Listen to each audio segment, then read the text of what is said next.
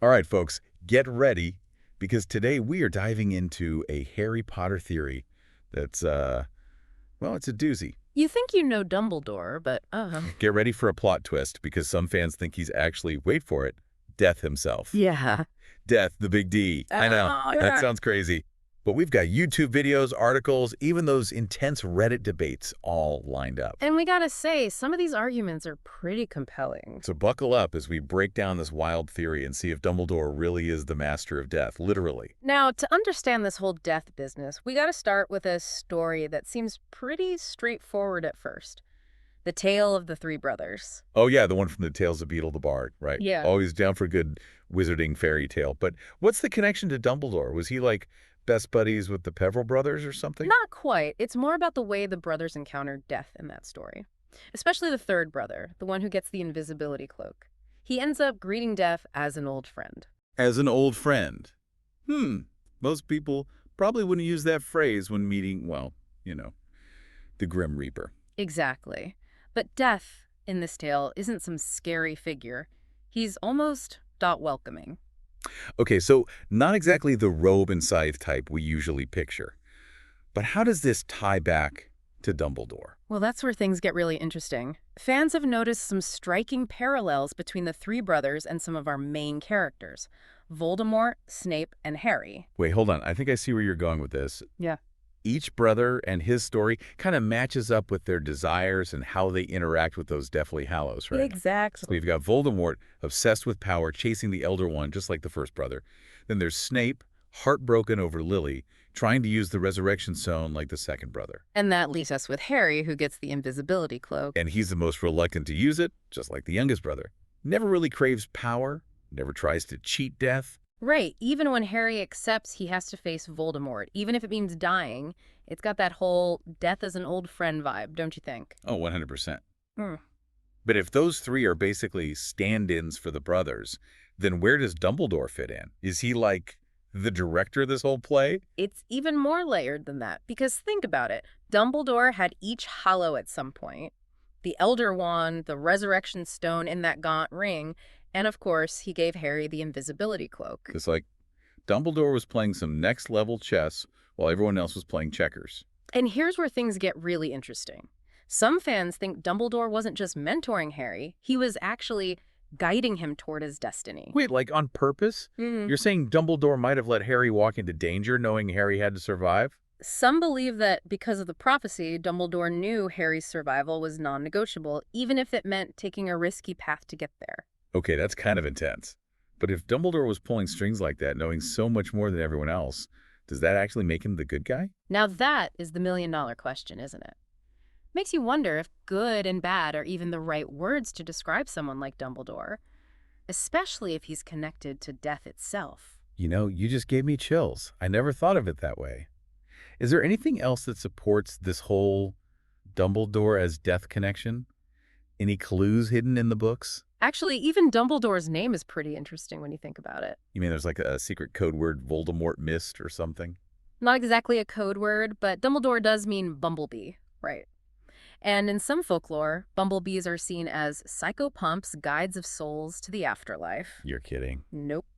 They're also associated with wisdom and knowledge. Kind of fitting for a certain headmaster, don't you think? Okay, that is pretty wild. It makes you wonder if J.K. Rowling was playing the long game with us readers, leaving these little hints knowing we'd be analyzing them years later. I wouldn't put it past her.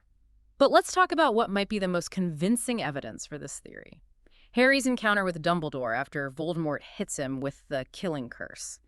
That strange in-between place at King's Cross Station.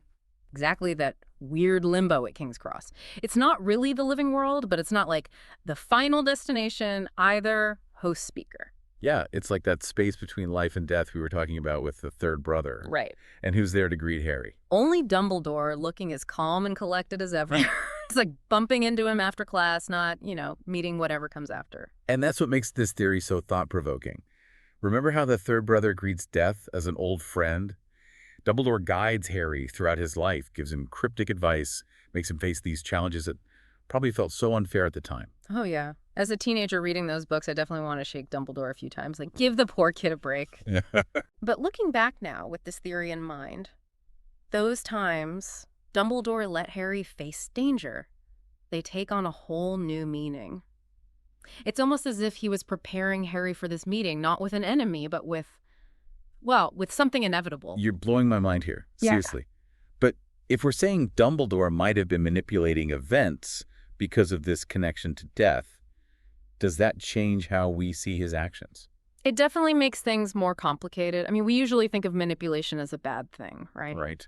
But what if, and this is a big, what if Dumbledore's guidance wasn't meant to be cruel or anything, but was just like a part of some bigger picture that he as Death understood in a way no one else could? So less evil puppet master and more cosmic chess player. Hmm. But it's still kind of messed up, isn't it? Putting a kid in danger like that? It's definitely ethically questionable, and it's something people have debated forever, right? Can you justify doing something that looks bad if it leads to something good? If Dumbledore, as Death, saw the bigger picture, knew that Harry had to face Voldemort, did he have the right to make those choices for Harry? Now getting chills again. This is heavy stuff. But if Dumbledore was working with that death connection, does that mean Harry didn't have free will? Right. Was he really in control or just playing a part in some big cosmic play? Exactly. Was Harry defying the prophecy and choosing to sacrifice himself a real choice?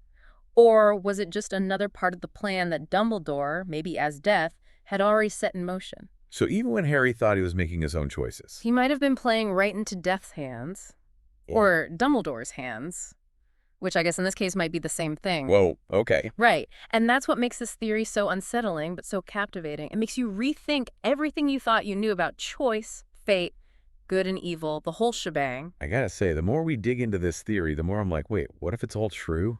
It's kind of freaking me out. It really makes you look at Dumbledore in a whole new light, doesn't it? It totally does. I mean, Right. we always thought he was the good guy, but now Yeah. it's not so simple anymore. And that's what I find so fascinating about this theory. Even if you don't completely buy into it, it makes you think about mentorship in a different way, you know?